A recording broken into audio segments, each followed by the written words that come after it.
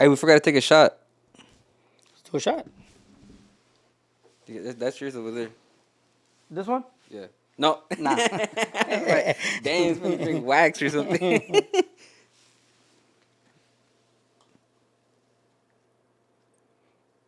You said a shot? This dude's giving you like a whole drink.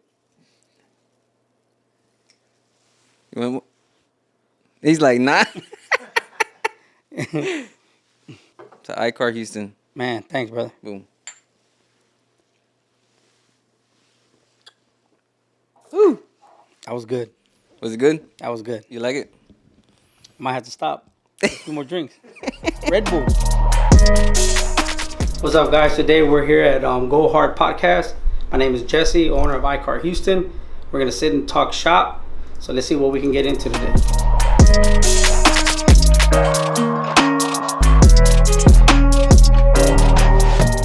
Welcome back to Go Hard Podcast. I'm your host, Noel, as usual. And we have a very special guest here today. Let's give it up for Jesse from ICarhouston. So tell us, Jesse, what brings you on the podcast? Well, of course, we want to talk shop talk. You know, we're very excited when you gave us a call to come out and introduce myself and tell you a little bit about myself. And of course, you know, we've been following your page for a while. Oh, really? Yeah, so Since when? since I'll say maybe about 7 months now. Oh, damn. So been kind of following along. Of course, kind of seeing your podcast on YouTube and stuff like that. So Nice, man. Appreciate it. What do you think about the setup? pretty good. Meaning I like it just from being here and then having a little experience with cameras in front of me and stuff like that. It's pretty legit. Are you used to like cameras in front of you? Oh man, I'm Oh, pretty nervous when I get to it, but I'm here, so Yeah. there's no running now. yeah. You do any like recordings for like shows or anything? At the moment, yes. Right now, at the moment, we are actually shooting for Discovery en Español. With main host is Martin Baca. He's out in Guadalajara. Nice. So we've been shooting with him. We had the privilege of last year to do an episode at our shop with him. And then we got invited across country to do some stuff with him. So we have some stuff coming out at the end of the year. And then hopefully we'll hit some more Latin countries to get some more some more interviews going and shows. Yeah, that's awesome. Awesome. And talk about the person who does like the badass pictures and who shoots like all your videos and stuff like that. Man, well, I got a real good friend, Jesse Acosta, shots from Acosta. He big shout out to him. He's the one that's kind of really blown up our social media page. He's helped us a lot on editing pictures. You know, he gives us education on what to shoot, what not to shoot, or just shoot, and then he takes care of. So, big shout out to him on helping us out with that. What do you mean? What to shoot, not to shoot? Well, you know, there's certain angles. Yeah. You know, I mean, shade, light. Yeah. You know, if you're gonna be a certain angle, make sure you get this, not that. So, learned a lot from him. Just taking pictures for the page, trying to keep it professional, trying to keep the lighting right, trying to keep the people coming back to see what we put in you. So he's helping that. And describe ICarhouston. Well, ICarhouston, just to start off, kind of give you a background of the name. ICarhouston, it's an acronym. It was founded back in '88 with my father. Of course, I'm originally from San Antonio. My dad had a shop in San Antonio. He's resting now. But the acronym stands for Inner City Automotive Ready. So when we relocated to Houston, I just put Houston behind it and ran with it at that. God, I thought it was I remember telling you it was a automotive like sales place. Remember I told you? Yeah. Do you get that a lot or? No, well, we used to get a lot that it was like an educational deal. You know, we used to get tons of phone calls like, "Hey, I'm trying to do a course." Like, no, man, we paint cars, you know. But but we do get a lot of. You could do a course now. We could, but of course, there's other companies out there that don't let us. Got you. So talk about ICarhouston. Tell us like what do you do at the shop, you know, Well, and everything. For starters, of course, 70% of our business is we're in the collision repair. So that's something that I've done my whole life. Of course, back to the 90s when I started doing it with my pops. Of course, I was into the lowriders and so forth and so on. And then relocated to Houston, ran a corporate business. You know what I mean? We ran it, did collisions, worked with all the insurance companies, worked with the public. You know, you can do walk-ins. And then about 7 years ago, met another friend, Humex. He introduced me to trucks. So when he introduced me to trucks, I was kind of like, yeah, we can do that. Used to do that back in the day, with the older cars and stuff. And here we are today, man. We're doing projects with customers all around the United States, West Coast, East Coast, Mid Coast, Midwest. So just a grand privilege where people can trust us to do this type of work. Doing air ride suspension, doing lifts, doing just a basic checks, man. People send from the other side of the country just to get a vehicle check. So pretty good honor, to where people can trust us and we can have a good reputable name for. And talk a little bit about your background, like a little bit about your roots. You say you're from San Antonio. Talk a little bit about that. So my parents are from Mexico. My dad is from Durango.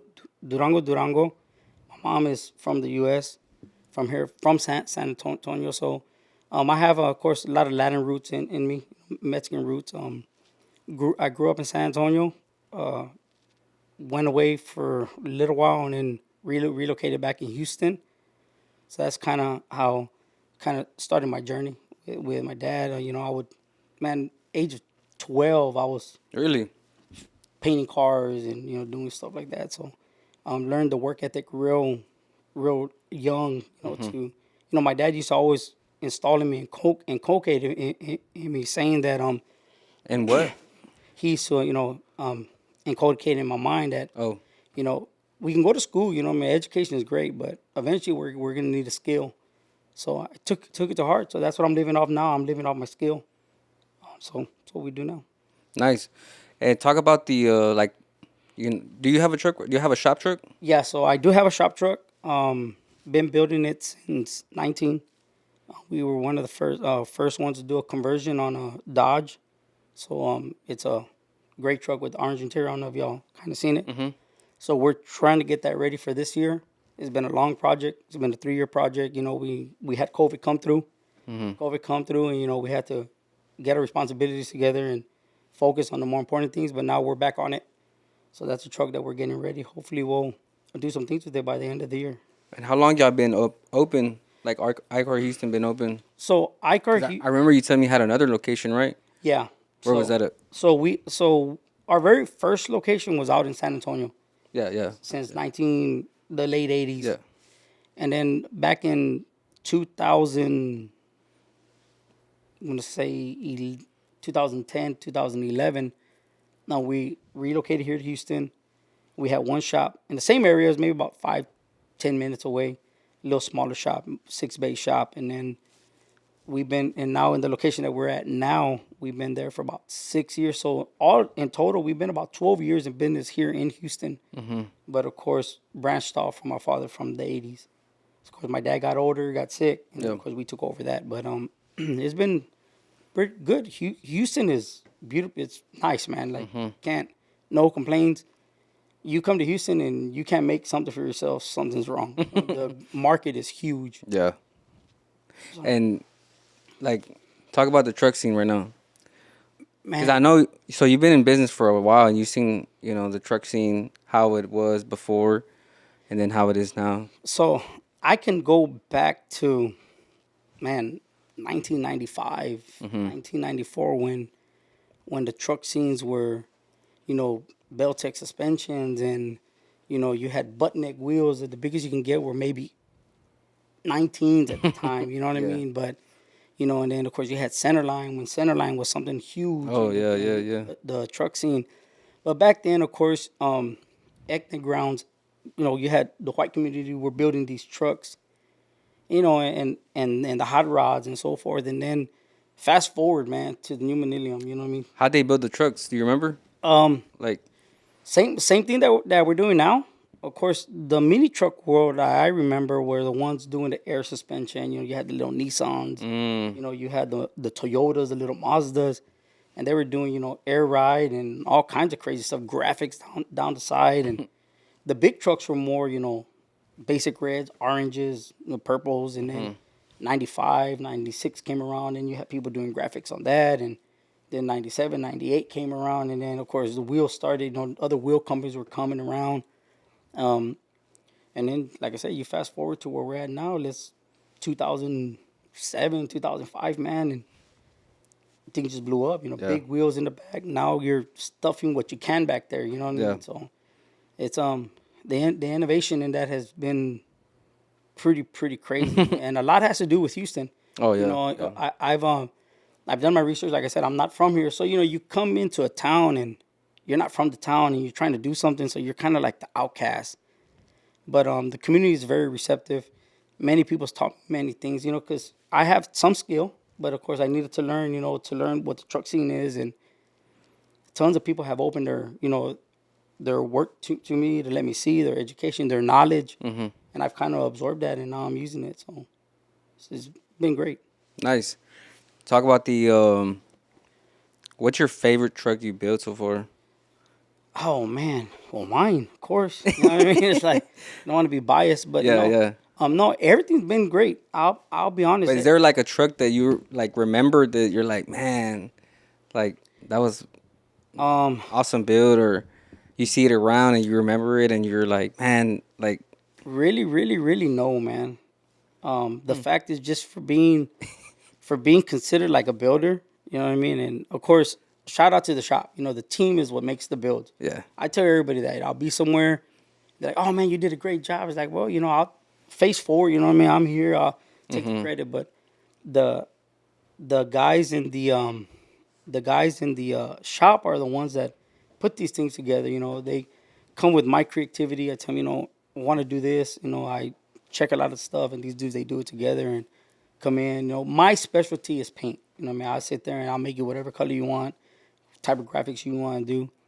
But going back to your question, coming back, there is one build right now that's booming, and it's everywhere. And we did a truck back in 19, and now we've recently got the truck back because it has a new owner, and the new owners, he's gone through this whole thing all over again.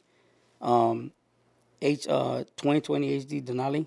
So he has a 1920 Denali on bags, white, first JTX wheels on billets. Nice. So that truck right now is blowing the internet up. Really? So that's one of the trucks I guess I can say. But not being biased, everything we do is good. I don't want to get the phone call tomorrow like, damn, bro, you didn't say my truck. But that is one of the trucks there. He's giving the shop tons of opportunities. Because you'll find this one customer that becomes a friend, and then the starting with trust. I mean, hey, I'm gonna trust you. Get me something good. So Yeah. so everything we try to do, and that goes a long way, man. When you're touching $80,000 trucks and you're cutting them in half, or $5,000 trucks and you're trying to make them $100,000 build truck, for them to come through and say, "Do your thing. I trust you. Let me have it." So that's one of the builds that I think I can go back to and say that has been kind of like a pride and joy, because it's done a lot for us. Nice. So before we get into like more trucks, talk about when you first started, when iCarhouston developed, were you just doing like collision and stuff like that, or like how did you like transition from that to like trucks? You know what I mean? So Like, did you? I mean, obviously you had to get your hands dirty in it, correct. right? Well, starting back in the day, my dad used to do a lot of the hot rod stuff. Yeah. I know I mentioned that earlier. So back in the 90s, my dad was doing like the ZZ Top cars, the 57 Chevys with the big tires for the racetrack. And, when I look at stuff now, well, we do that now. We tub vehicles to sit a 2816 or a 2612 reverse. Well, my pops was already doing that, building these cars to go down the track so they can put a 15 by 15 under there with a big old make Yeah. in. So that was kind of the innovation in me. I grew up kind of like in the lowrider scene in the 90s. So, I was building my lowrider bikes and spraying them and spreading the Bondo and Yeah. trying to do graphics. And you look at that stuff now and it's like, wow, man, I can't believe I did that. It's not even right?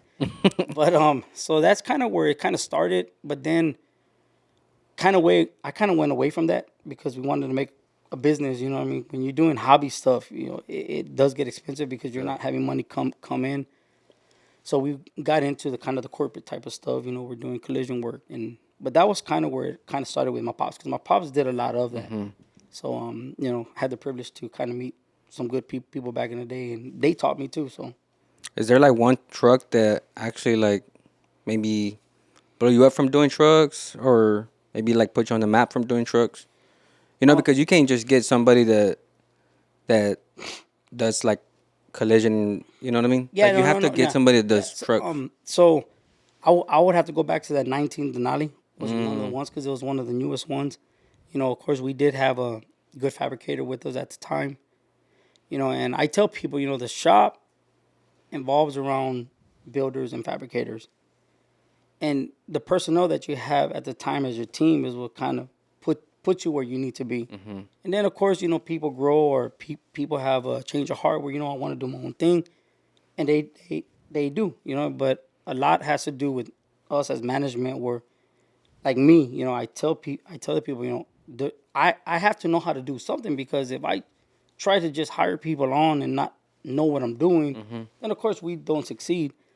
But I would have to say back 19 and 18 was one of the peak years that kind of helped us, and that truck was one of them that kind of helped us. And then everything in between that, you know, like I said, everything goes down to trust. Who's gonna trust you?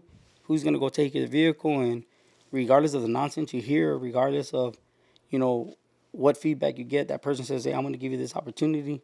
You know, let's make it right." So that's kind of. And so you just do. So you just paint there, or like you do. So you right now you said fabricating. Yeah. So you fab there too. Yeah. So right now we're doing you know, welding, underbed notches. We're doing lift kits. You know, we're doing you know, firewalls. You know, we're tubbing. So yeah, right now we're doing Air everything. ride. Air ride Yeah, too. we're doing tons of air ride. So yeah, we're doing from just what used to be the hobby. So I tell people, 70% of our business is collision, but the other 30% is our custom work. So but if you go to the shop, it kind of looks different. It looks backwards, but a lot of our money comes from the collision. So I told myself I love the hobby, but how do I do it to continue my hobby and make some money? So that's where we're at now. So how are you? How is that coming? Like, what have you learned? Good. Meaning, I've learned that you can mix pleasure with work. You know, it'll work out as long as you're disciplined. Yeah. So if you can stay disciplined and focus on what you have to do, and keep what business is business, meaning you can definitely succeed off something you love. I really do believe that. So going back into the trucks, like, what have you learned from before and now? Well, man, a lot. We can start with geometry. You know what I mean? If you don't have the right geometry and front suspension or rear suspension. Talk about getting more into the geometry, because Well, not a lot of people are gonna, when they hear the word, yeah, well, they're not of gonna course, know. where your center starts and where your center ends. That's kind of like my explanation. Kind of knowing where you're gonna put the wheel, kind of knowing where you have to weld these brackets in for your upper and lower control arms, so that when everything lowers down, it stays in a certain position, and when it raises up, it moves to the position to where it doesn't look like it's awkward. That's a lot what I've learned. Because before, no, I was young, man. Just put it together, it looks great, goes down. But as you mature, you run a business, and now you have your pleasure mixed with business. Now a lot has to do with safety. A lot has to do with people driving these vehicles. You know, you don't want, you know, it's custom work, and you'll always get that. Oh, it's custom. You know, don't work. But meaning we kind of take it a little bit more serious. We want to make sure that, you know, you can get up the road and back and not have an issue. We do know that things do happen. Unforeseen occurrence happen. You know, flat tire, bent rim. You know, maybe the tab wasn't right. You know, or something gets loose. Those are things. Those are just things that can come. But from learning where positions things have to go, welding, how to weld. You know, not, of course, like I said, I learned from some good fabricators, not to burn too hot, not to burn too cold.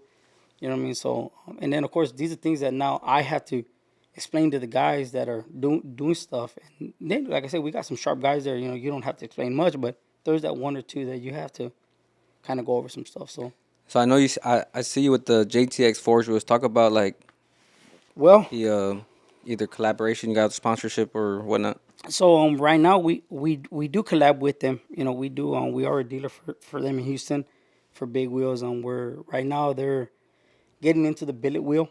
Going back to that Denali that I told you that kind of touched our heart, touched mine to kind of put me somewhere where I'm at now.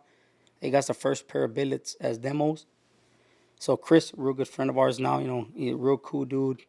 He's giving us opportunity as a shop to collab with them. You know, and I look at it as an honor, like just even being here. You know what I mean? Some people say, oh, well, you know, you're here. for me to get the call, it's always, you want to stay humble. You know what I mean? Like, man, because really without your podcast or really without Chris and his wheels, you can't do nothing. You got to have some type of collaboration to kind of succeed. Right. And I'm a firm believer in that, in collabing. Some people maybe don't like it, but I do. I don't mind having 6, 7 shops on one build, knowing that at the end of the day, we fulfilled what we wanted and we built it something. So that's the same thing with Chris from JTX. We were doing some wheels. He was trying to get something done for this the Denali that we're talking about, and they got something done. He gave us the opportunity, like, look, man, you know what I mean? I know that you've touched a lot of this truck. A lot of your shops had a lot of this build. Let's collab. Let's get some wheels to you. We had a reveal on LST this past LST. It was a big hit. How was that like?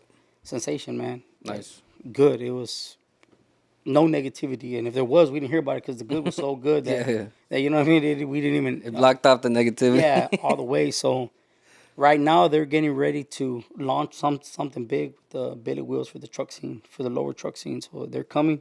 People be ready because Nice. they got some good stuff coming around. So, Can you talk a little bit about it? Like what they got? well, I don't really know What they got much, cooking? but I do know that what I could tell you about them is right now they've just expanded their shop. They're out in East Texas. And of course, they do a lot of side by side wheels, razor wheels, Canon wheels. They do tons of lifted wheels and dually wheels, in the billet world. And they just expanded their shop. So they've ordered tons of machines, tons of welders. So I know they're doing. Is there like a certain size? Do you know like a size they might be coming out with? Oh, they're ranging from anywhere from all the way from 19s all the way to 30s. So Damn. so they're coming good. So okay, so you've been around in custom vehicles, right? So how have wheel changed before to now that you've seen? But going back to Centerlines, because Centerlines had their own, Yeah, so I remember own back thing. when Centerline was doing 18 by 12s, man. I think 18 by 13s was one of their widest wheel in the truck game. But they had maybe a 3-inch lip. You know what I Yeah. mean? Then you fast forward, man, 30 years, 25 years. And now they're doing a 28 by 16 with a 14-inch lip. So, a lot of ingenuity went into this thing too. So that's the evolvement, what's changed. Of course, And what about design? design wise, I mean, it's crazy. It's like now they can make you whatever you want, man. I know back then, Boyd Connolly from Connie Wheels, from Boyd's Wheels. I remember, man, back in '97, we tried to get like a special cut one-off wheel, and it was like stupid crazy price. Now you call, hey, I want a cut-off wheel. Yeah, cool. And of course you're paying the price of what they are now, but it doesn't have that extra 10 times on top. Yeah. So it's evolved. You know what I mean? The scene has changed. Now you can get done whatever you want to get done. So I think that's what's helping the scene now in the truck scene. So what wheels are like, I guess you can say popping right now that you've seen, but at one point, like '07 through 10, maybe 12, like Boyd Contins were big in trucks, So, of course, I remember growing up. Of course, we had Momo wheels. Of course, I had a truck on some Momos. When 21 was like, you were the man. You know what I mean? Yeah. Now you 21s, the same price that you bought back then in '99 or something, to where you're at now, you can same price now get maybe a 2612.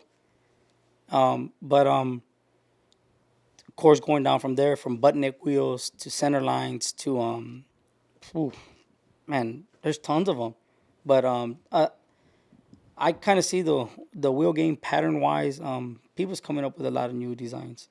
I don't see a lot of the old designs now, just because of whatever reasons, maybe patents. I don't know. Right. But I do see a lot of Boyd doesn't do any wheels, but maybe some special cutoffs. I think a lot has to do with DOTs and stuff like that. So that might be holding something back. Not too sure. I'm not too far deep in the game that much. But Yeah. But going back to my question, like what wheels do you see like really stand out now that So- maybe you're like, man, what wheels are those? And like you go up to them and you're like, oh damn, like those are nice. yeah. So right now, meaning JTX is coming up with some good stuff. Of course, we all know Intro. Of course, Yeah. I deal directly with Intro too. Intro is just one of the, I would say, one of the founders of a lot of the designs that you see now. Bit of specialties, same way. To me, right now, a lot of the wheels have similar cuts. I'm excited to see what JTX does. See if they can kind of Yeah. swag the cut up a little. I don't know patterns that are coming out yet, just from what I've seen or what's online now. But that was one of their things that they talk about a lot is they want to try to see if they can come up with some cleaner cuts or maybe some old school cuts. So, but right now, I really think JTX is trying to do something with what they've shown me. I like that wheel. I like that wheel.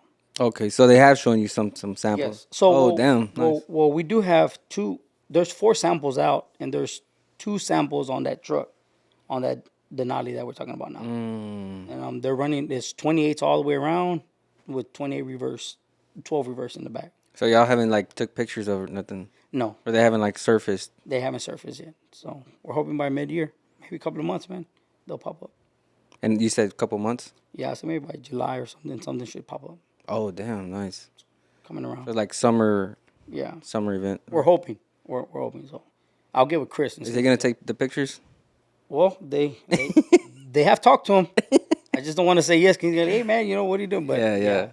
meaning like I say, of course he has his hands in a lot of stuff. That's Nice. a good thing. Nice. So talk about the events that you've been to. We used to do, excuse me, the events that we're doing now is a lot of shows on the East Coast. Recently, it's been a lot on the East Coast. Atlanta, we just had I say one of the biggest shows in the country, man. If I'm wrong, show me. You know what I mean? But right now, Atlanta Truck Invasion? Atlanta Truck Invasion is I think is one of the big ones in the country. Damn. Today. But we do Florida. Bigger than On the Gas? You think so? I had to, man, love Beto. You know what I mean? He showed me a lot of love. But I have to say right now, yes. Damn. I have to say right now, yes. But we done tons of shows in the Gotta West step Coast. it up. Right? Houston gonna have to step it up. I'm sorry, but They will. I mean, Houston. They'll do their thing. yeah. West Coast, we used to do a lot of shows in the West Coast, California, particularly. So we were out there with those guys out there with Dan trucking around in them. So we, of course, and then Loza from I-5. They showed us a lot of love, and we were out there. And then COVID kind of ruined all that for us. And then when we cleared back up, we kind of went back there a few times. Mm-hmm. California love, man, it's true. You know what I mean? It's there, West Coast, but then to the East Coast too. The East Coast is doing their thing. You got Florida, slammed enough. We've been slammed enough. We, of course, like we mentioned, Atlanta Truck Invasion. We've done a couple of shows, or we did one show in the Midwest, which is Kansas. Mm-hmm. So that was a Midwest Madness. I think that was like 2 years ago. Nice. And then shows on here. So now we're getting ready to do Atlantic City. So it's Atlantic City Truck Meet. It's called out there. You're going more than like north. Yeah, Damn. east, north, or like Yeah. So we're going out there. We got invited to go out there. I mean, and it's always a grand privilege, when they say, "Man, come out, show what you got." So that has a lot to show for the work that we're doing or what the people are saying about us. So What are you taking out there?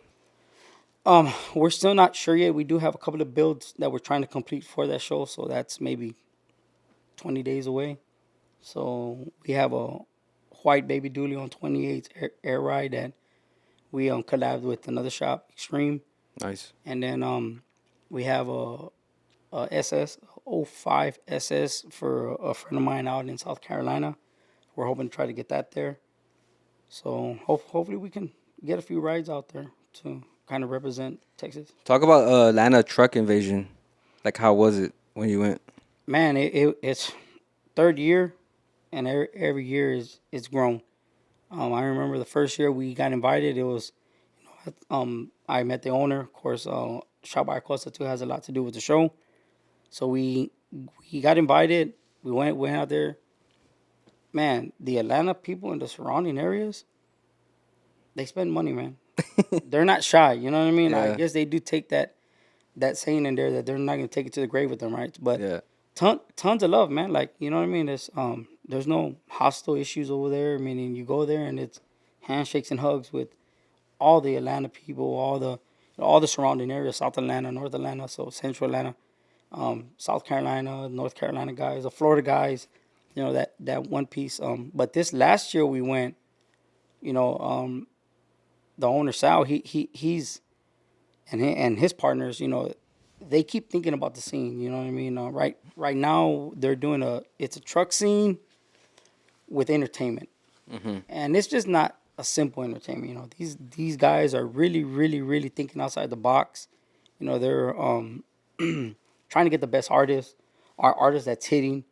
Oh, okay, got You know what I you. mean? So like they Like really, grupos and stuff. yeah, Yeah. like true artists, man. Like but they sit and they have these meetings, man. Like, who can we bring? Some people just, hey, we'll just bring this guy. He's available, and you know what I mean. And they come and it hits, but They're not putting that much thought, you're saying, yeah. into it. Yeah. And these guys, not just because I know them, I'm not trying to Yeah. be biased but they really do put a lot. Just so people want to know like the inside of what this show does for their community and the states. Because you got people from California, you got people from Iowa, you got people from Nebraska, and you got people coming from all different type of flocks, man, to this central location, and so they do a lot of thought into it so that you can leave with the same excitement that I have, saying I'm gonna go back for Oh, year 4. So got you. they do put a lot of thought into their show.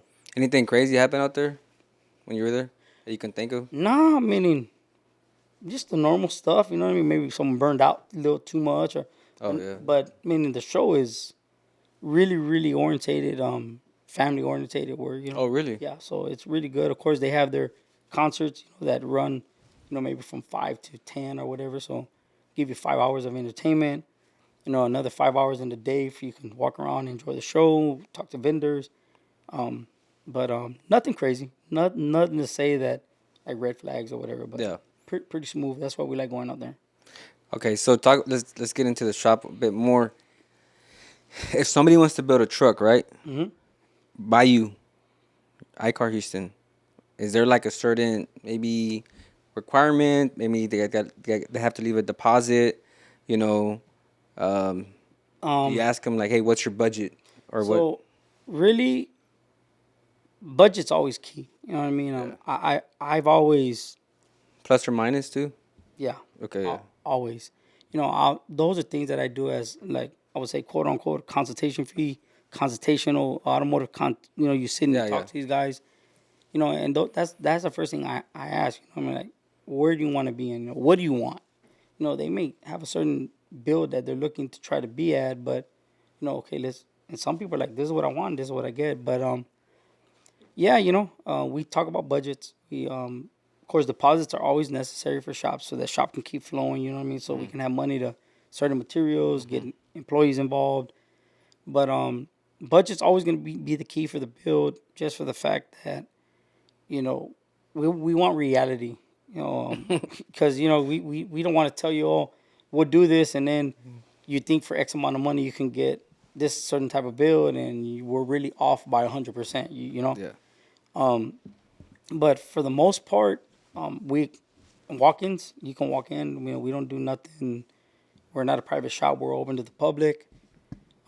Education is a real big thing with me. If someone calls, we get tons of phone calls where like, hey, I'm trying to install this big brake kit that we purchased from Little Shop. Or, we've done a few of them. This is kind of what we do. I always kind of look at it like nothing's a secret, man. Yeah. You got YouTube. If you're learning off YouTube, then I had to fall in somewhere so I can get the call, right? Yeah. So people call maybe like what type of paints we're using, or what are you doing to sand this down, or what are you doing to mold this, what product. We tell them these are the products. If you got the skill, then good. If you don't, then that's where we fall in, and we kind of try to help you out and kind of make our money from there. Do you fix a lot of people's mistakes? No, you know what I mean? So they don't like call the shop and like, hey, my trucks, I was maybe doing a bondo and I need you to fix it. So I don't call those mistakes. You know what I mean? I just call those part of the repair.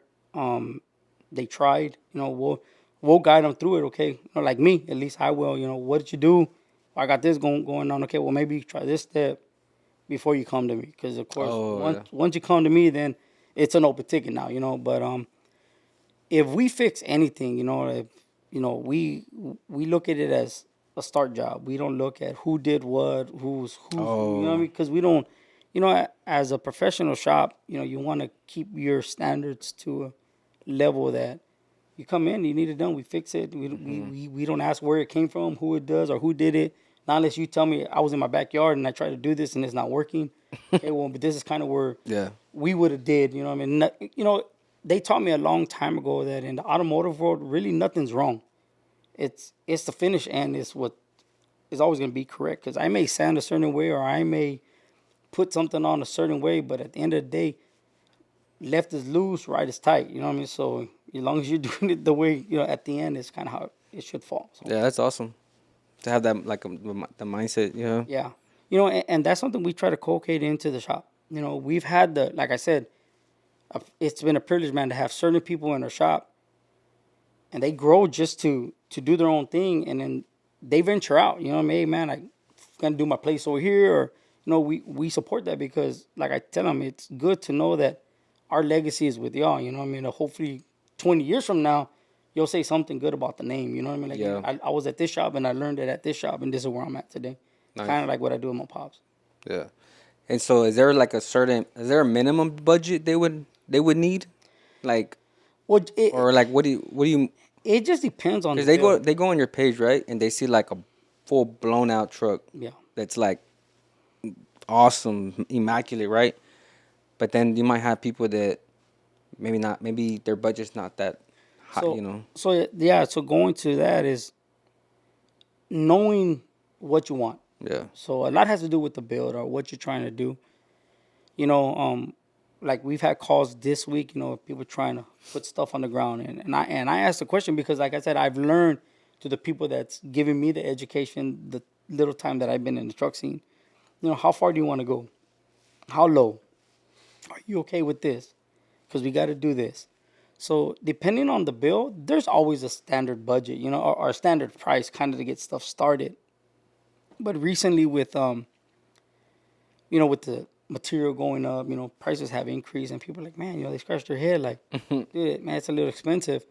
Well, that's just kind of where we sit. Kind of heard a while back, kind of heard a little real story where if we have to cut off 50% of our customers to keep the 100 to make the same amount of money to give you the quality of stuff, then that's something that we need to do. You know what I mean?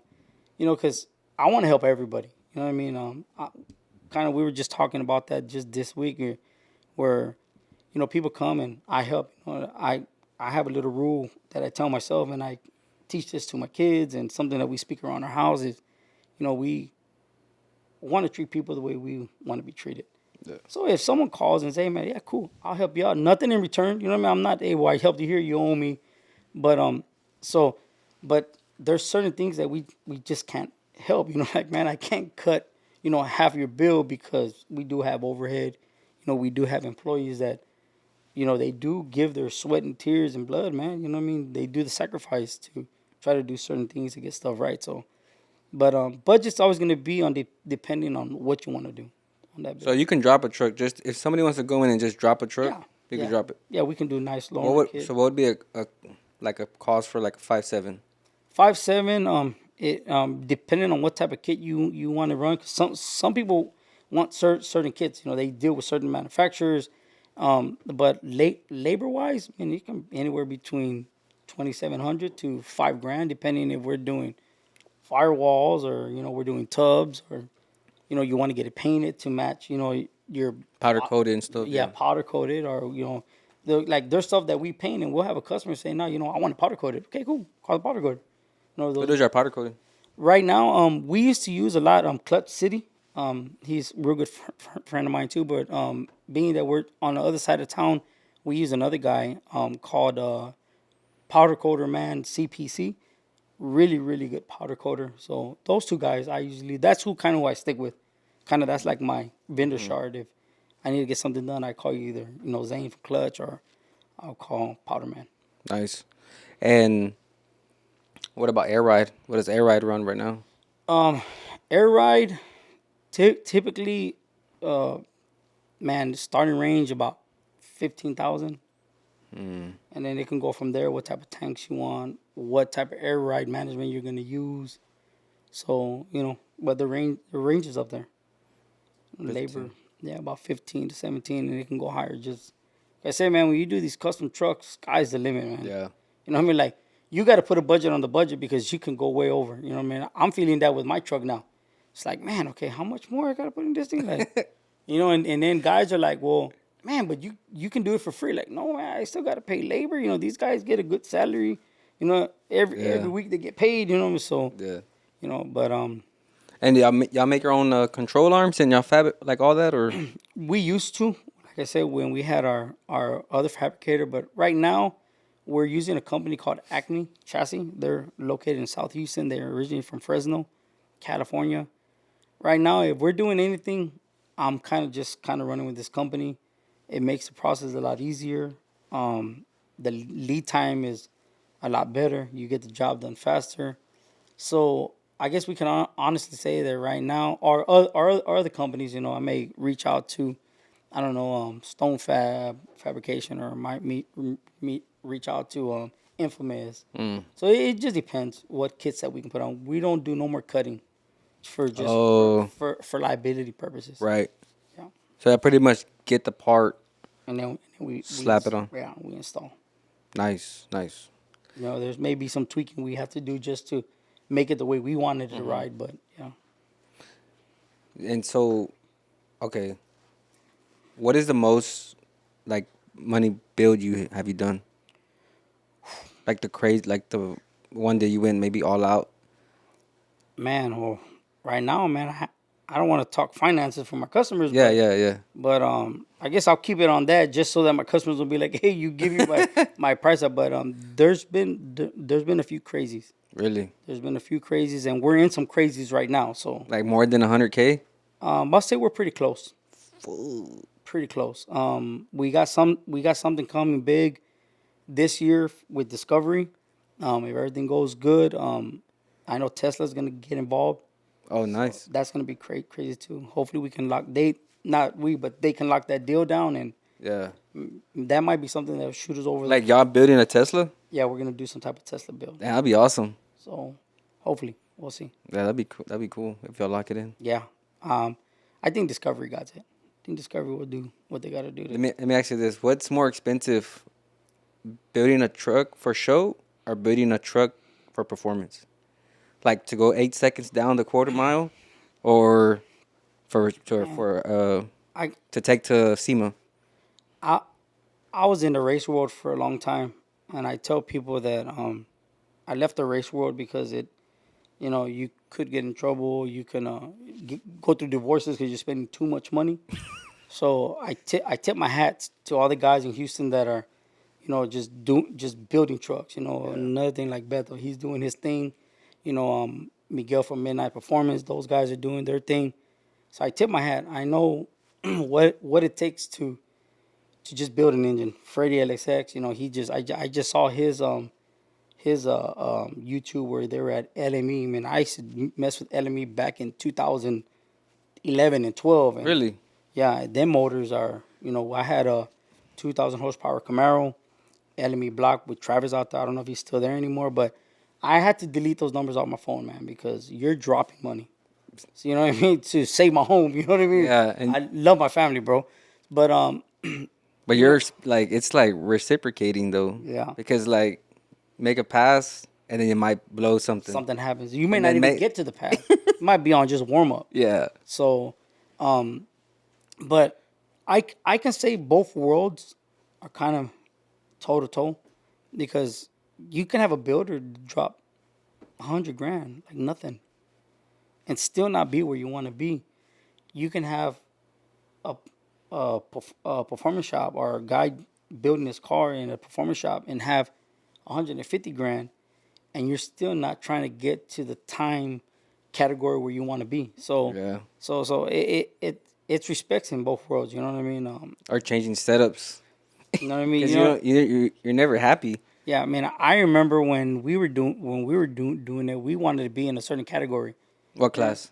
We wanted to be maybe speed class. Numbers. We wanted to be at the 200 marks, or you wanted to be in the 10 seconds, 7 seconds, and all that stuff changes. Big wheel, small wheel, and there's things that I would just be like, man, let's just build it, dude. Y'all figure all that mathematics stuff out, and let's go up the track. And Yeah. so, Talk about your Camaro. I want to know a little bit about it. so we had a Camaro back in 2011, ZL1, twin turbo. What year was it? It was a 2013 Oh, yeah, it was the one that came supercharged. yeah. Okay. We took that out and we did twin turbo. We were trying to beat the Camaro number at the time. I don't even remember, dude, but it was a crazy number. Car never ran right. Really? Car never did it. We had everyone participate in this thing. You know what I mean? When Bombero was, in Katy, when And what engine was it? we had a 427 cast. It was a 7.0 liter cast. LMR did it for us. Heads were crazy. I don't even remember the heads, but heads were crazy. Of course, internals were the same thing. And everyone pitched in on this thing, dude. And it was one of those things that we end up selling. Damn. So it never got off the floor. It sat at the shop for 5 years. That was kind of when I kind of say, I gotta change the scene, man, because you're dumping all this money, to try to be somewhere, and then you don't get nowhere. So that was kind of my deal. And then money runs out. Of course, some people's pockets are deeper than others. Yeah. I had different responsibilities. Of course, take our shop serious. When money's not where it needs to be at the shop, I changed my whole dynamic. I could be going 100 miles an hour, and then I get that call, hey, man, we're struggling here. Stop, brakes, shut it down. Like, what are you doing, man? Because my heart and my bread and butter is the shop. Yeah.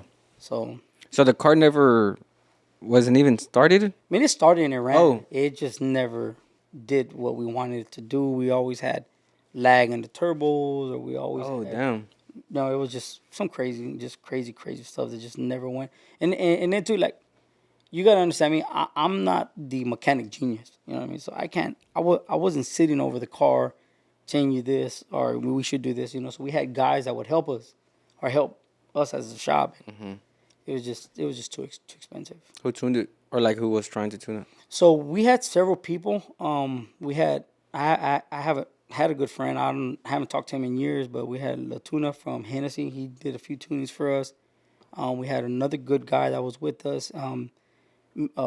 Noe, he knew a few just tuners that tried to come out and touch that, and then we had Jay from HP. I don't even know if they're around anymore because I've been away from the racing.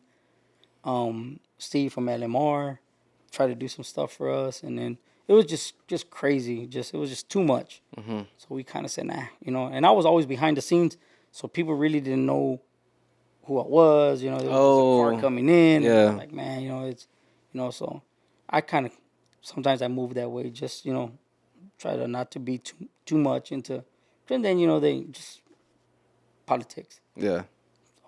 Damn. Let's get into some pop questions real quick. Go ahead. Some Q&A. What do you prefer to eat? Whataburger or In-N-Out? Damn, that's hard. Really? Yeah, I like both of them. For my Cali fans, and then for my Texas people, Whataburger, man. Whataburger, let's say it right. Whataburger, yeah. Whataburger. Your favorite music artist right now? Or like maybe a grupo that you listen to right now? Right now, grupo. Man, we listen to a lot of them. Or artists, Artists, I'm a T.I. fan guy. So I like T.I. T.I.? I like his music. Really? Yeah. No wonder why you like Atlanta. Yeah. Well, no, I got a history for that. I guess I can break the history down, right? Yeah. So I went to prison for a long time. A lot of people don't know. The guy in the background kind of picked his head up. I don't got a gun, man. I don't kill no one. But I went to prison for drug conspiracy. And it's no secret. It's public record. And when I was away, T.I. was my celly for about 10 months when he did his little gun bid. Yeah. And So he was in your cell, you said? Yeah. Really? He wrote a couple of songs in our cell. One of the ones that I really talk about a lot, you can ask a lot of people, is I'm Back. So when he dropped that in 10, 11, he did that song. We were together. He talks a little bit about the yard, about the guys on the yard. Or was that in Atlanta? No, that was in Arkansas. Okay. It was Forest City, Arkansas. And so I was kind of, at first I would listen to the guy's music. I didn't know who he was. You know what I mean? I'm somewhere else. And then when I meet the guy, pretty humble dude. He wasn't arrogant. He talked to everybody. Mm-hmm. And so kind of knew him. We go to the visiting room together when my wife and the kids would come. His wife and kids would come. I met his kids when they were small. Messiah, King, and all them. Yeah. So but was locked up with him for that bit, and then of course came home, and I always kind of stuck to his lyrics. He's really good. If you pay attention to the lyrics, you kind of feel him. Very, very, very intelligent dude. But that's one of my artists that I kind of cut for. Nice. How long did you do in prison? Did 11 years. 11 years? Damn. 11 years, man. So say no to drugs. All right. Damn. Yeah. Did 11 years. How did you feel though? When. Well, it's devastating at first. You know what I mean? But Yeah, but were you young? What yeah. time? What time period was that for you? I left in '99. Uh-huh. So and then You're about how old? I'm 43 right now, so we do the math. Okay. Maybe 20. Damn. Maybe 20. So started real young in the scene. Of course, did tons of stuff and left for a while. While I was gone, of course, I worked I was federal prison. Worked in federal prison. I did the same stuff I'm doing here, just on a more corporate scale. That's kind of how I fell into, man, this is where I need to make my money. You know what I mean? Kind of the scene kind of got me in trouble back in the day. So, I kind of had to go right. You know what I mean? Change my life and do my thing. So you kind of had a business mindset though, right? Yeah. Yeah. Well, no, I kind of went together. I've always had the business mindset. Yeah. I mean? So, I told my wife a long time ago, man, if I can do what I did doing wrong, yeah, and boom, and be successful, I can do what I'm doing now and be successful. It might be a little more of a struggle, but you know what I mean? Yeah. We're making it. So, yeah. But yeah, so left, came home in 11, and from 11 took off again. So that's kind of the stretch I had. So that's when you started building the Camaro then?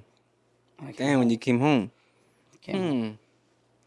Did that, 13, now it's all making sense. Now I can see the puzzle it kind of flows together. So so that's kind of why I am kind of how I am. I'm a little reserved. I'm a little private. Recently, I've kind of opened up to people see what I do and stuff like that, But I do kind of reserve myself a little just for the fact that, I try to run things in a legit fashion now. Want to cross my T's, make sure all my dots are on my I's, for the fact that, I do have a monkey on my back. It's been a while now, you know what I mean? Ain't any troubles, but this is why I treat people a certain way. So I do business a certain way. Yeah. You know what I mean? I hold much respect for everything, but, kind of like my humbleness comes from that. You know what I mean? I could have did two things, man. Kind of just been the arrogant dude and said, so where I'm at and do what I did before, or kind of humble and say, okay, everything I got is for a reason. You know what I mean? I do believe in a higher power. Mm-hmm. You know what I mean? So that's what we're here from. Now, I do things, try to treat people certain, because I know the backlash, man. You do something wrong, or what I mean. I'm not perfect. Yeah. You know what I mean? I may in good intentions say I'm trying to fulfill something, and I may not complete my fulfillment. But this is why I kind of stay reserved, not trying not to talk too much about another person or something like that. Just because it's just the roots I have from where I've been. So and your wisdom. Yeah, I was privileged, man, to be around people that kind of like put that in my mind. Put you on game. Yeah, like, bro, they say, man, you can. The old saying says, you can do the time, or the time can do you. So I did the time. Yeah. Now I got my associate's degree in business while I was away. Of course. And you got it in prison. Okay. Yeah, so I have my business degree. Awesome. Yeah, it's an associate's. Of course, got my GED. Of course, I didn't finish school when I left, right? So, did all that little stuff to kind of do what I do now. Try to, like I said, do the things that I can do to kind of be successful. Yeah. Leave a little legacy behind. Damn. Awesome, man. That's crazy because, like, I feel like a lot of people, well, not a lot of people, I'm sorry, but when they're in prison, like, there's nothing you can say that you can't own a business. You know, because, you know, you might have a stamp on you where you try to get a job and you have a felony, you know, you can't have these certain jobs and you can't have, you know what I mean? But, like, Well, when you get out of prison or jail, whatever the case is, there isn't nothing says that you can't own a business, you know? you know, there's that old statistic that 2% of the ones that survive, when they come home. Yeah. So they're basically saying if there was a perfect world, 99% of convicts will go back. You know what I Yeah. mean? So I told myself, I'm gonna break that statistic. I'm gonna be that 2%, Yeah. not go back. So I think I've been doing well. But of course, I get it. You know what I mean? Support is a huge thing, bro. Like, support from the guys in the truck scene. Just a truck scene alone. I mean, you can go both ways. You can have that support where it just, you end up in some type of trouble, or Yeah. you meet the guys that are trying to do this right thing, and we do it for the passion and the love. So that's one thing that I really appreciate about the truck scene is, you got all these clubs, you got all these people, but there's one passion that's Trucks. building a truck. Yeah. So, and then of course like me, I try to surround myself around people that kind of have the same mindset. You know what I mean? We all got a past, we all got history, Mm-hmm. but it's what are we doing to kind of better that? Right. So I think the crowd that the few guys that I can count on my hand that I kind of associate with, help me do what I got to do to stay, pushing forwards. Yeah. Nice. Yeah. Back to the questions. What's your favorite? What is your dream car or maybe dream truck that you would have? Man, a 2015 Dodge Conversion, gray, orange interior, on the ground. My truck, man. Yeah. But a lot of the stuff that I guess people want, Lamborghinis. Not saying I've ever owned a Lamborghini, but where I've come from, either driven one, touched one. Mm-hmm. I've had the privilege with just customers today, to drive in certain vehicles. Man, bro, like really, really, really, you can ask the people around me. I'm pretty simple. I don't have to have the flashy car. I don't gotta have the Maserati. You know what I mean? Mm-hmm. I don't gotta have the Lamborghini. You know, Want something nice? Don't get me wrong, man. I'll drive around in a 300 Chrysler. Mm-hmm. I mean, I'll drive around in my truck. But pretty simple. You know what I mean? Kind of. But I do that for a reason too. You know what I mean? 'Cause, Yeah. I got kids, man. Attraction. Not only that. I don't want to buy my kids, a $200,000 car when it's time for them. So look, Mm-hmm. I can preach it. Hey, look, man, just drive something simple. Dad drive something simple. You know what I yeah. mean? Yeah. But no, I've kind of already had a lot of that stuff. Not trying to brag or anything, but so it's kind of like the feeling's not there no more. It's like when people go to the club and they make it rain. Mm-hmm. Well, I don't do it. I want the money in my pocket now.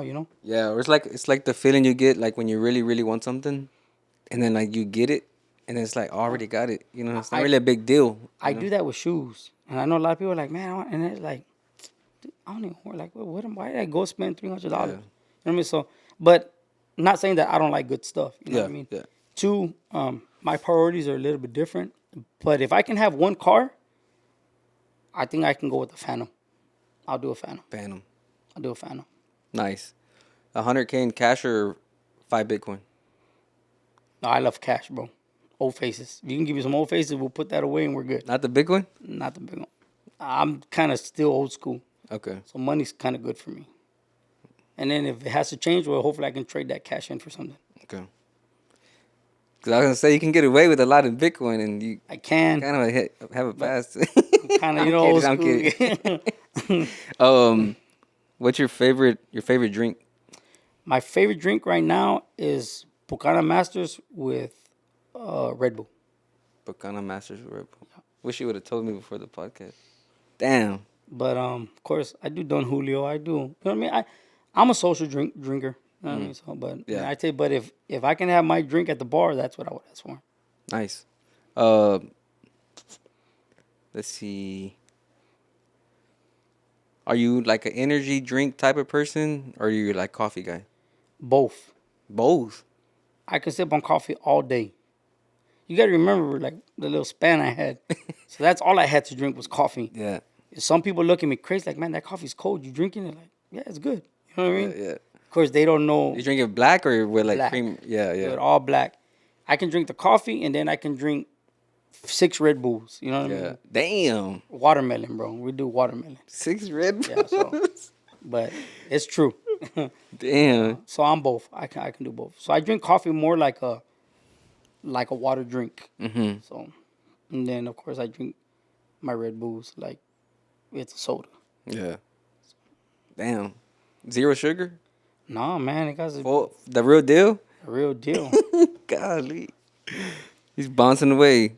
You're like bouncing off the. You don't feel like too like you're. Nah, It's for like whatever reason, like maybe at the end of the day I got the runs or something, but I'm good. Yeah, like I don't. But he nah, feels it at the end of the day for sure. yeah, for sure.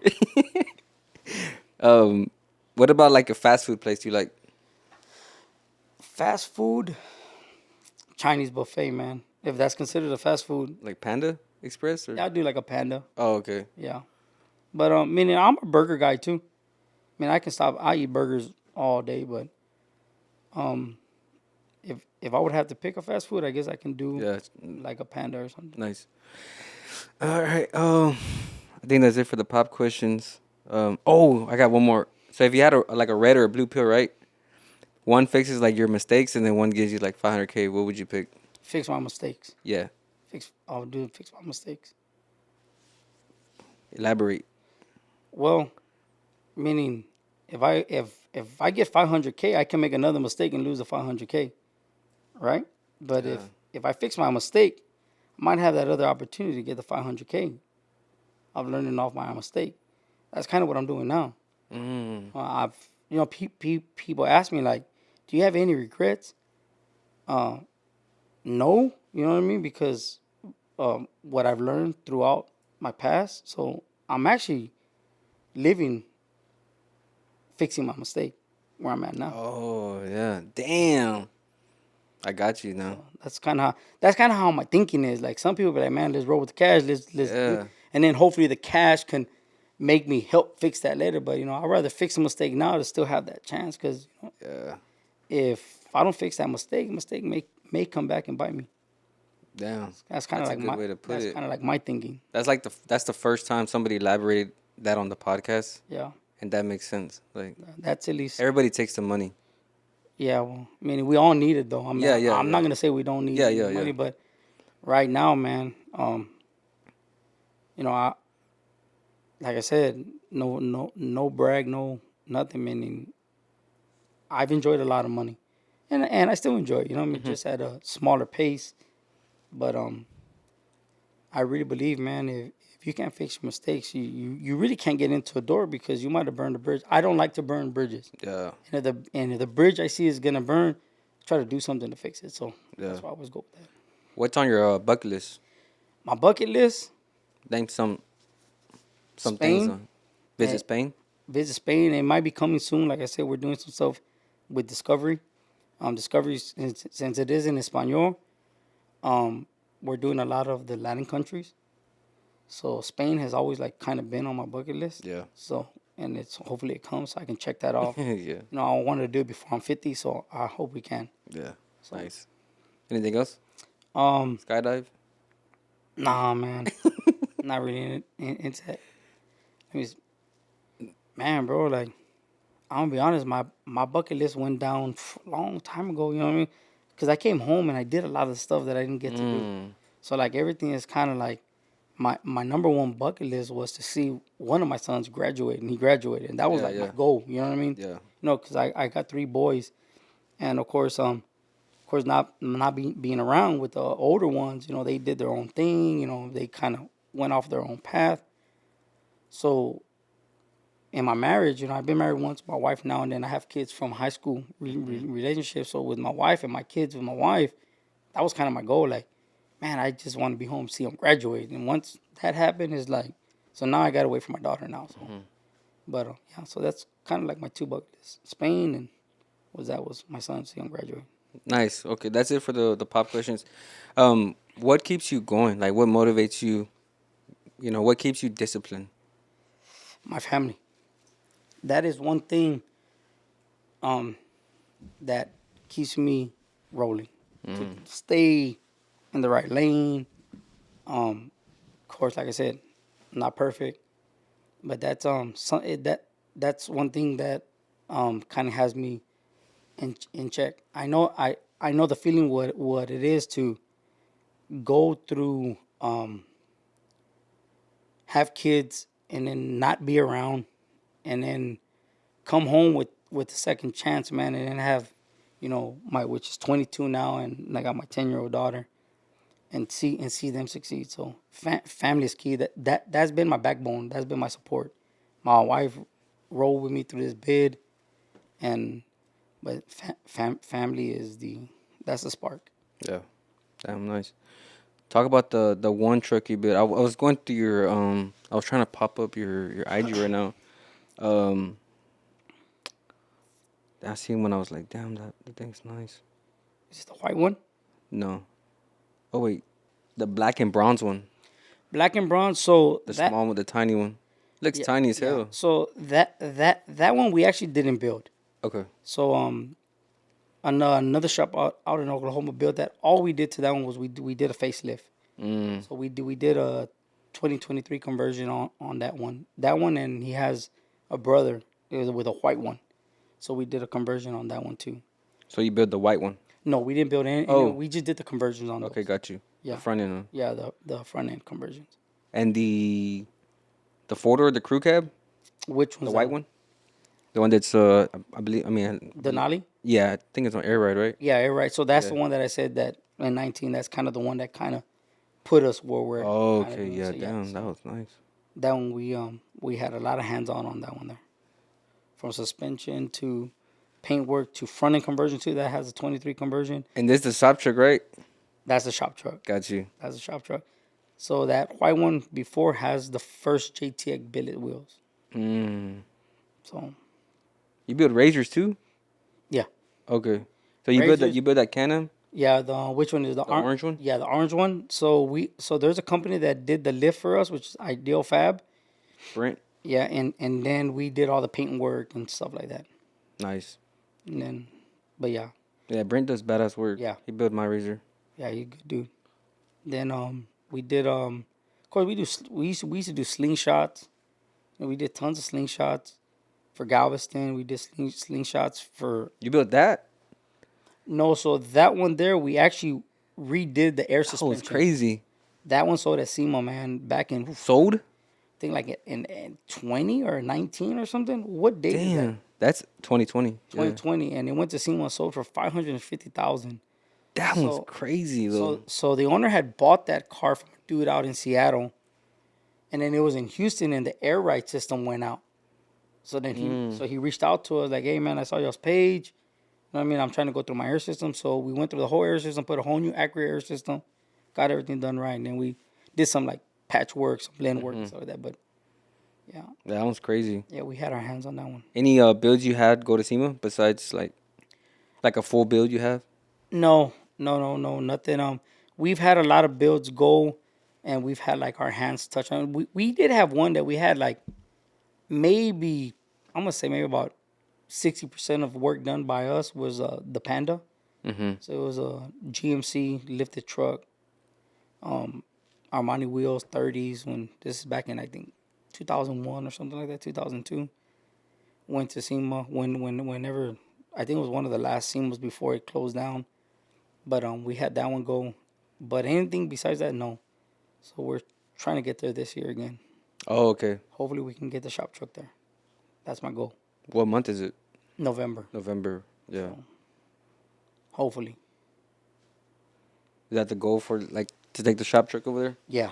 Okay. That's one of my big goals right now to have that in SEMA. Do you think so Billet wheels been around for a very long time, right? Do you think they're still a thing, or you think more like 2-piece, 3-piece wheels are Um, still underground or not underground? well, meaning Forged Auto has tons of 2-piece, Yeah. and tons of 3-piece.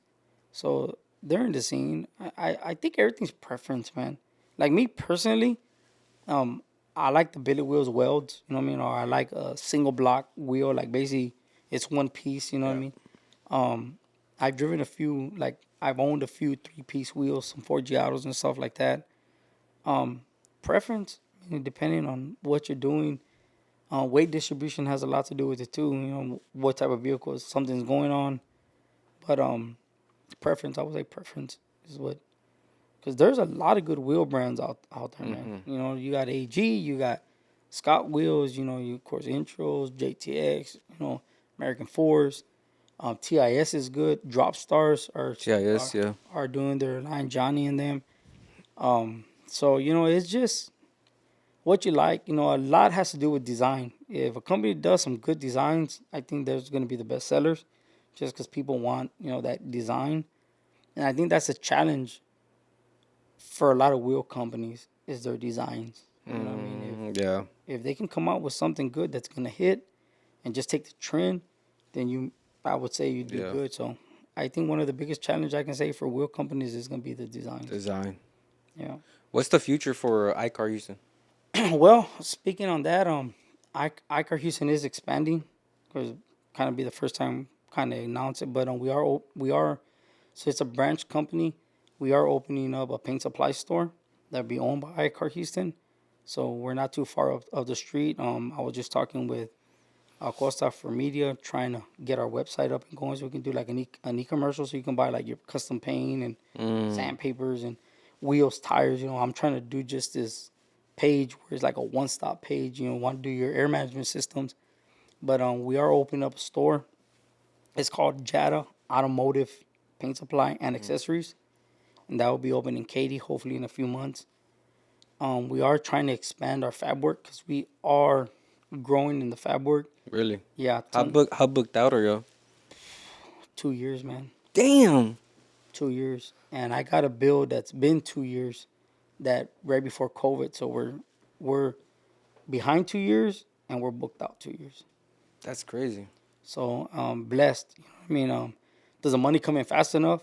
As fast as it comes in, as fast as it goes out. Yeah. So, but it's just so hard to get builds and then stacked on top of builds, and that's kind of the problem that we got into in the past, where, of course, I blame everything on COVID. So that's kind of like Yeah. my defense. But in realistic time, I tell people, we made it through COVID. A lot of companies didn't make it. Yeah. A lot of companies folded. I tell myself, man, I should have folded. But you tug. It's my baby. But everybody had in COVID, they were spending their money on their trucks. They were, they were. So I was kind of trying to take advantage, right? Yeah. But that's kind of where we fall. I mean, not a lot, but our goals in management and those builds, we're expanding to the new location will be the fab shop. So all that will go out, and then we get back to our day-to-day collision repair. Kind of what ICarHouston is. That branch for the fab shop would be iCar HTX. Oh, okay. The Concepts brand, and it'll flow with our paint store. So hopefully by summer we should have that going. You'll have a web person? No, Like we're somebody looking to build for it. somebody. Really? So we kind of reached out to a few people that can do it like an e-commercial. But if you have any suggestions, man, send them. We haven't signed anybody yet. Yeah. So I build websites. Okay. And I could start but I don't do it as a business. I just do it like for Fun. fun. Well, we'll pay you for hobby. fun. Nah. Yeah. Yeah. So we reached out to a few companies. We kind of have an idea how we want it. The products we want to put in, and Yeah.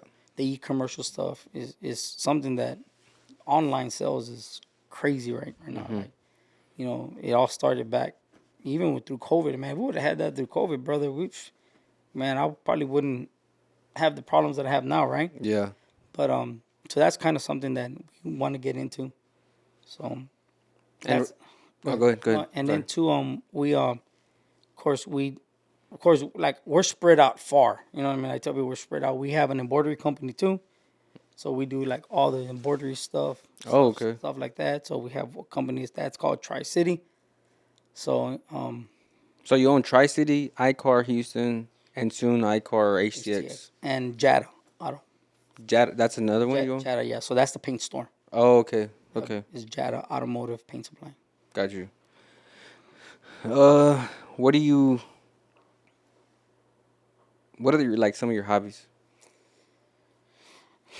Not Paint. you just paint some paint, wake up, Work, paint. yeah, work up. No, honestly, of course, the truck. I kind of use the truck shows. It is business, but I use that as kind of my hobby. You know what I mean? Yeah. Kind of see what other people are doing, but going out to events. Yeah.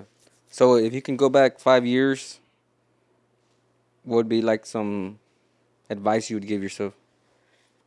5 years, Maybe 20, because you've been through. At man. 43, 23. Yeah, so maybe 25. Maybe Man, honestly, or maybe some advice you just give yourself. I mean, honestly, really not much, man. Because, I mean, like I said, there's no regret. You know what I mean? I've learned from everything. So, I mean, the advice I would maybe tell myself now is keep pushing, or don't give up. Some people have that mindset, man. We're like, it don't work. I'm done. So if I can go 5 years back, don't give up. I can go 20 years back, push through it. Don't give up. So the history, that I had to go through. So Yeah, exactly. What are you working on right now at the shop? Maybe besides expansion, you have like how many? You still have a fabricator? You said. yeah. So we have 6 employees in the back. We got 2 employees in the front. So that's kind of just working. Just right now, what my main focus has been the last few months, maybe the beginning of the year, I would say 4 months or 5 months that we're in, is just to build the team that that. Of course, I can never get the team that I had before 18, but if we can find good guys or maybe even better for now in the future, then I think iCar will expand more than what we are now. But mainly what I'm looking for is quality for the shop. Yeah. I'm not worried about how big the facility we have. I can go into one garage, but if I can give you that quality, and if the team that we have can look at a job and think of just quality, then I think that's where the business comes, because people love quality. And of course, if we can figure things out for pricing, then that too helps too. So that's kind of what we've been doing.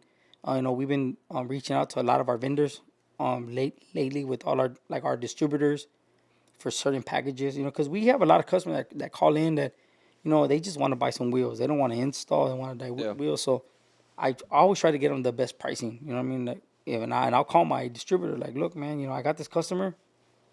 What do I got to do to save him $100?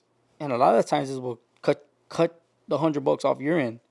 And I think about it. Off your end? Yeah, so okay, cool. Oh, damn. I'll cut the $100 off my end, but as long as I know that if we're doing something that can draw the customer back, so that's kind of what we play with. You know what I mean? How do we get the customer back? Even if they left mad, what makes them come back in anyway? And I think a lot has to do with quality, pricing, and some type of service that we give them. So that's kind of what we're working on now. Nice. I don't have any more questions. But I have one last question, but that's like the outro. We'll wrap it up after that. Anything else you want to talk about? Man, I touched on a lot of stuff. That's it. You done? That's like an hour and 20 minutes. That's good. I didn't think I could talk that much. Yeah. I'm a talker, huh? Yeah. Just, man, we're here. Anything else we should touch on? I mean, and we kind of touched on the shop, We touched on a lot. We touched on a lot. The trucks. Truck scene is growing. We all know that. Like I said, this week or something, you're gonna have Del Carlos here. Yeah. He's gonna give you a lot of insight in that. So what do you think boosted the truck scene up more? YouTubers, or just it just grew? Of course, always the influencers have they have a lot to do with it. They post one truck and then one guy builds another one, and it's not even the influencers. It's just the community. Yeah. Like, you know what I mean? Like, the community is what's making happen now, because without the community, Yeah. We don't exist. A lot of the influencers don't exist. Like the racing Yeah, community, stuff like the that. So, Cub community. yeah. I got a question for you. What's up? What made you kind of interview like the truck scene? Because I used to have a turbo truck, Okay. and I know how much money it takes to Yeah, build to build a truck. build a truck. Yeah. And I had a razor, build a razor. Yeah. So you kind of know Yeah. the ins and outs. That's Yeah. cool. But mine started like when, like in '09. Okay. So like Flacco Performance was barely hitting tens at the track. Yeah. And he was not, like, nobody was turbo back then. Yeah. Everybody was like all motor. Like no truck was turbo. There was one truck on YouTube. His name was Parrish. He had like a blue truck. And like he was like a twin turbo 6.0. And he was one of the only ones. And then Spike back then, where he was doing it hard. He was going hard at it. But yeah, and I always been in the truck scene since '09. But my pops, just like you, Yeah. built his truck too. We're mostly off the north side, Okay. Parker and 59. Yeah. Um, Yeah. but yeah, That's where all the underground racing was at. yeah, Yeah. yeah, Parker and 59. Yeah. And then we used to go to like Pasadena and do like little meets. It wasn't like how it was now because nobody was recording. Like Yeah. nobody was record. Like we didn't think of like how like record a race. You know what I mean? Yeah. Y'all were just trying to get there and out. Yeah. But I mean, it was cool. Same. It's the same. The truck scene's the same. Yeah. No, that's cool. Where people grab it and it's guys like y'all, the podcasters, the YouTubers that kind of make it known. Because if nobody was like you said recording, maybe like Shabbat Kosa, hey, all these guys doing the pictures and doing the scenes, well, no one would know. I get a lot of calls like from San Antonio, from guys that I know, like, man, Houston's, this or man, it's huge. Like, like there's so many people doing so many things. You don't know everybody. You may know, if you know one, then that one knows the other crowd. And the networking is huge here, man. That's one thing I tell, people say, well, man, come back to San Antonio, do something in San Antonio. Like, San Antonio, man, I love my hometown, 210 all the way. But, man, 713, networking's here, bro. Yeah. You want to do something and you want to blow up, I think 713 is something. People used to use the California stuff. I'm going to LA. No, people are coming to Houston. Yeah. So that's pretty cool. I had a dude on the podcast come from Dallas. Okay. For like shops over here. Yeah. He's an upcoming YouTuber. But yeah, like everybody now is like, man, I'm gonna go to Houston. I'm gonna go to Houston. For lots of we get these customers. Like we just had a guy come in from Florida bring us his truck, and I asked him like, man, what made you like, because I'm always curious. Like, man, what did you see? What did we do? And he just says, the work kind of stuff, sees our stuff online, and people talk good about me. I talk to everybody. I'm a people person. But he says there's really not much stuff, man, like what Houston has. You know what I mean? So Houston, it's doing things. Yeah, for sure. So, I tell you what, I'm gonna kill the podcasting in the truck scene for sure. Yeah, because there's not a lot of there's no podcast that does it. No, there's none in the truck scene. Yeah, there's not. You got your YouTubers and stuff, but yeah, podcasting is not. We were at OBI. I think it was OBI where they had the podcast. There was some dudes doing some podcasts on like the trucks there. I forgot the name of the podcast. And like interviews or something? Yeah, we were doing like some interviews, and that was pretty cool. I don't know who I was with. I'm like, man, that's pretty cool. I had never seen it. You know what I mean? And so like y'all are doing it, like I guess it's growing. It's a thing. I guess you're putting some little taste to people's mouth so they can, someone has to do it for someone else to to kind of roll it out. So it's never wrong being the OG. Yeah, yeah. Shit, I think we should wrap it up. Cool, man. Yeah. Appreciate it. What do you have to say to maybe your customers, clients? Oh, man, you ever had a bad client, a bad customer? Yeah. Talk about that a little bit, like before we finish. Well, meaning, you're always gonna have the customer that wants a little extra, or doesn't want a lot of it, or like I said, me myself, everything.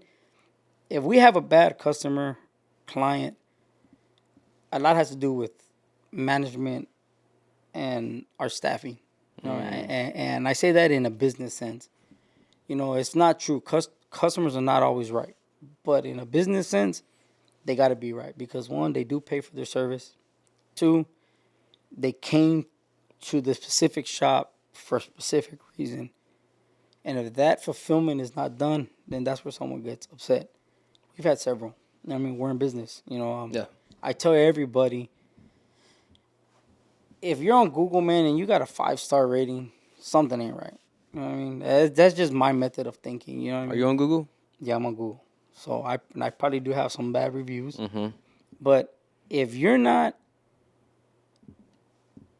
it's like you can't please. Like, you know what I mean? Like, Yeah. you can try to do your best. The ones that have said something, what I'm doing now is learning. That's where we go back to what am I doing this year to make things better for the shop. Mm-hmm. Well, my thing is customer service. You know what I mean? We need to figure out, one, we can't say too much. Mm-hmm. It's sad to say, you know what I mean? We want to educate you, but there's some customers that you just can't educate because they hold you to the law. So, you know, just, okay, we can get it done. This is what we do, bare minimum. Me, I'm kind of the person, you walk into the shop, this is what I'm going to do, this is what I'm trying to do, this is how I'm going to do it. And then, you got to remember, you know, there's never no 100%. Yeah. You know, there's 99%, you try to be complete, bro. You know what I mean?